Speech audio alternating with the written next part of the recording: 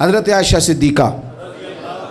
رضی اللہ تعالیٰ عنہ فرماتی ہیں، ایک عورت تھی اور اسے نبی پاک صلی اللہ تعالیٰ علیہ وسلم نے وہ کلمہ پڑھ کے مسلمان ہوئی، مدینہ طیبہ آ گئی تو حضور نے مسجد نبوی شریف میں اس کے لیے مکان،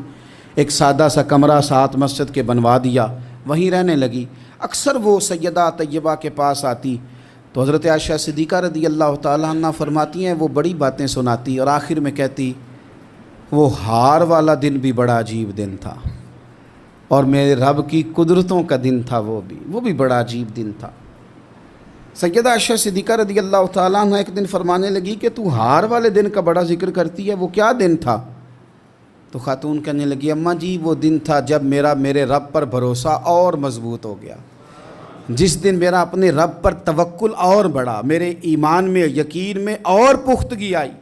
کہنے لگی میں ایک گھر کی کنیز تھی، نوکرانی تھی،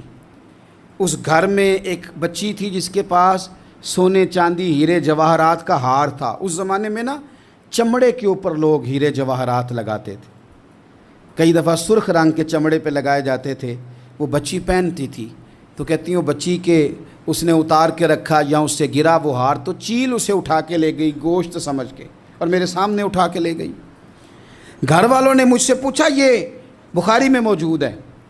گھر والوں نے پوچھا مجھ سے کہ وہ ہار کہاں ہے تو میں نے کہا چیل اٹھا کے لے گئی۔ گھر میں کچھ چوری ہو جائے تو سب سے پہلا الزام کس پہ لگتا ہے؟ ملازمین پہ۔ کہتے انہوں نے مجھے بڑا مارا، بڑی تکلیف دی، حتیٰ کہ میری شرمگاہ تک کی تلاشی لی،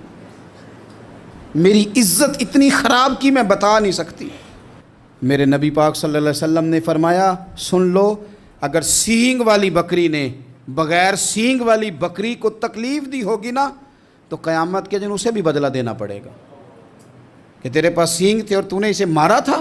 وہ خاتون عرض کرتی ہے سیدہ عائشہ کی خدمت میں کہ مجھے بڑا مارا، مجھے تکلیف دی، میں کہہ رہی تھی کہ میرے سامنے چیل لے گئی ہے پر وہ نہیں مان رہے تھے، اماں جی انہوں نے مجھے بڑا مارا۔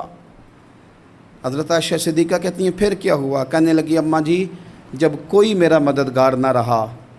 مجھے تکلیف دے رہے تھے، رسوا کر رہے تھے، تو میں نے اپنے رب سے مدد چاہی،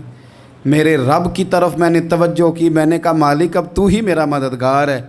کہتی ہے وہ مجھے مار رہے تھے تو وہ چیل جو ہار لے گئی تھی وہی لے کے واپس آ گئی اور ہمارے سروں کے قریب لا کے اس نے جب اس ہار کو پھینکا وہ مجھے چھوڑ کے سائیڈ پہ ہوئے، وہ میری بے گناہی جان گئے، لیکن آپ کو بتاؤں اس دن سے میرا اپنے رب پر یقین اور بڑھ گیا۔ مجھے سمجھ آ گئی کہ جب انسان پورا ٹوٹ جاتا ہے اور جب کوئی چاروں جانب اس کا مددگار نہیں ہوتا تو رب تو ہوتا ہے نا، اللہ تو اس کا مددگار ہوتا ہے نا، وہ تو پھر اپنے اس بندے کی مدد کرتا ہے نا، پھر وہ تو توانائی دیتا ہے نا، وہ تنہا نہیں چھوڑتا، وہ تو آنسوؤں والوں کے آنسوؤں پہ بڑا کرم فرماتا ہے، وہ تو قسم پرسی میں آ جاتا ہے، اس کی رحمت بڑھ کے استقبال کر لیتا ہے۔